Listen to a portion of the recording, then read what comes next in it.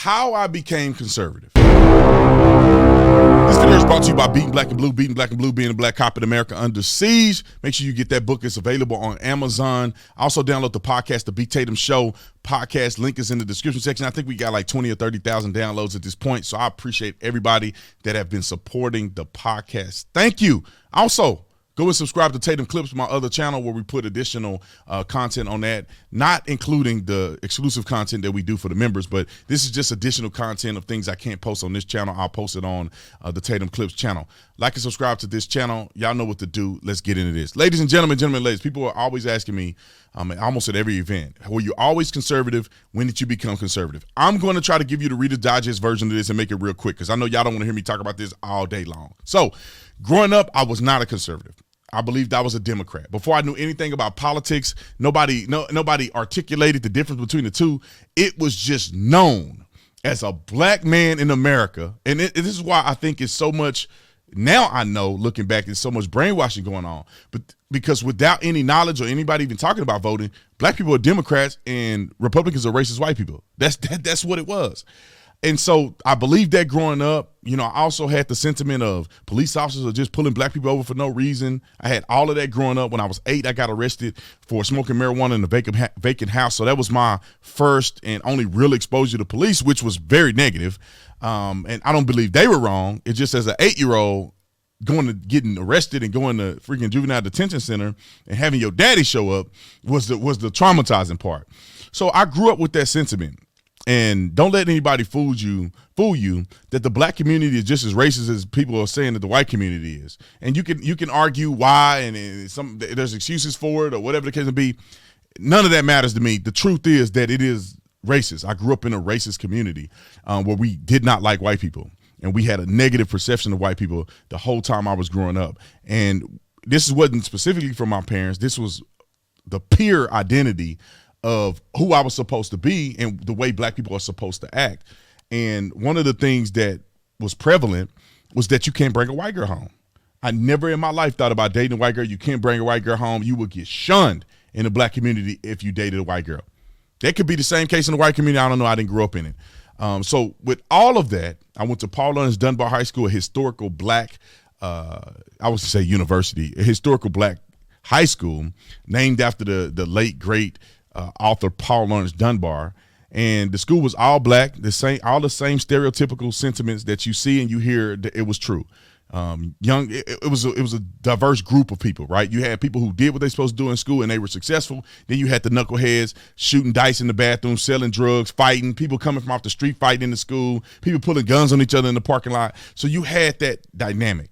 Going to college, it woke me up.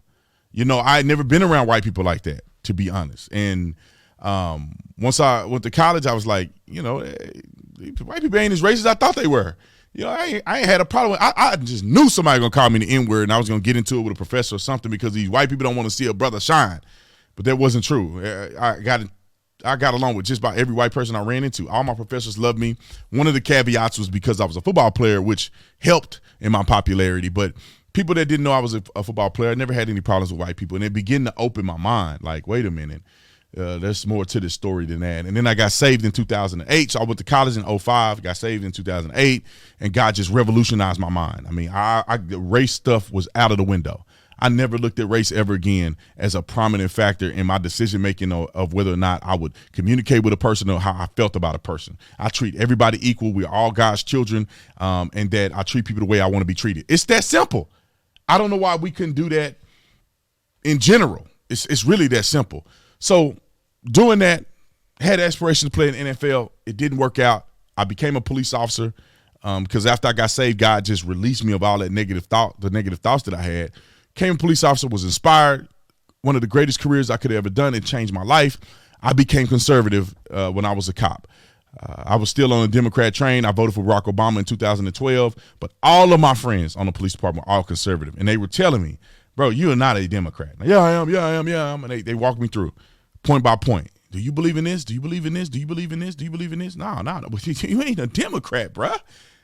Are you a Christian? Yes. Do you believe in, are you pro-life? Yes. Do you believe in the marriage between a man and a woman? Yes.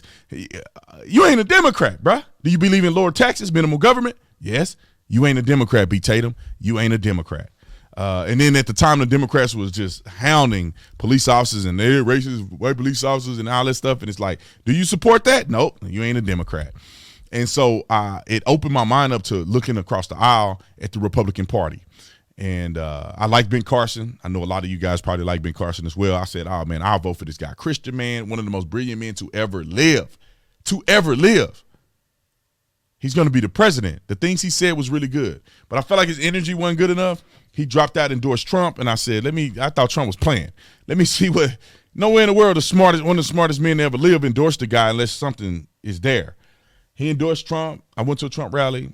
The rest is history, man. I saw things at the rally that they lied to us about. They said he was a racist. They said he was doing all this stuff. They said white supremacists at his rallies. Man, it was so many diverse people at Donald Trump rally when I went in 2016. Everybody was so loving and accepting. Everybody was having a good time. Trump came out and said all of the things that I believe to be true about this country and the things that I felt would be solutions for this country. Nobody cares about all the other stuff. I vote for the person that I think is best equipped to do the things I want to see done in this country. And the crazy, racist, and radical, crazy fools, Nazi-esque people were the protesters. And then I wake up, well, after the event, the news played a lie. And I said, they lied. I was there. Made a video, went viral. And from that point on, I've been a conservative.